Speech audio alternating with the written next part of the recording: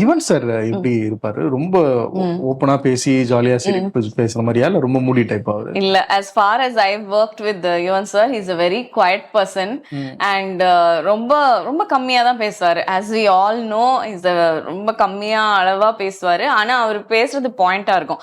அவர் கேட்டுட்டு பாட்டு கேட்டுட்டு கரெக்ஷன்ஸ் வந்து ரொம்ப பர்டிகுலரா சொல்லுவாரு.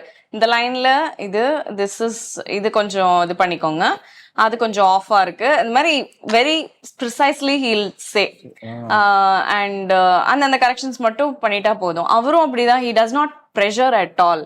Overall feeling of the song கொடுத்துருவாங்க. அண்ட் அந்த ஆர்டிஸ்டோட விஷயங்களை நம்மளா அதை எக்ஸ்ப்ளோர் பண்றதுக்கு அலோவ் பண்ணுவாங்க. So which is a great thing for such fine musicians.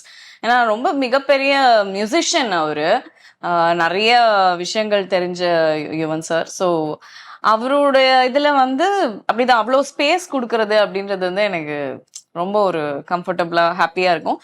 But since he was around my same age group, it was very easy to work with him. ரொம்ப ஒரு இப்போ ராஜா சார்கிட்ட ஒர்க் பண்ணும்போது ஒரு நடுக்கம் இருக்கும். அது என்னதான் இருந்தாலும் வந்து பயம் இப்போ வரைக்கும் எல்லாருக்குமே தான் இருக்கும்.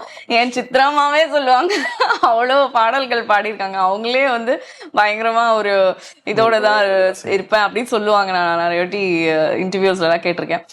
ஸோ அந்த மாதிரி இருக்கும்போது இப்போ நம்ம ஏஜ் குரூப்லயே இருக்கிறது ஒரு கூலான பர்சன் அப்படின்னா இன்னும் கொஞ்சம் நமக்கு ஈஸியா இருக்கும் ஒர்க் பண்றதுக்கு. அண்ட் நானும் சொல்லுவேன், சில பாயிண்ட்ஸ்லாம் சொல்லுவேன், சார் இந்த இடத்துல இப்படி இருக்கலாமா, அது இருக்கலாமா. அதாவது apart from work he speaks very nicely, like நல்லா பேசுவார்.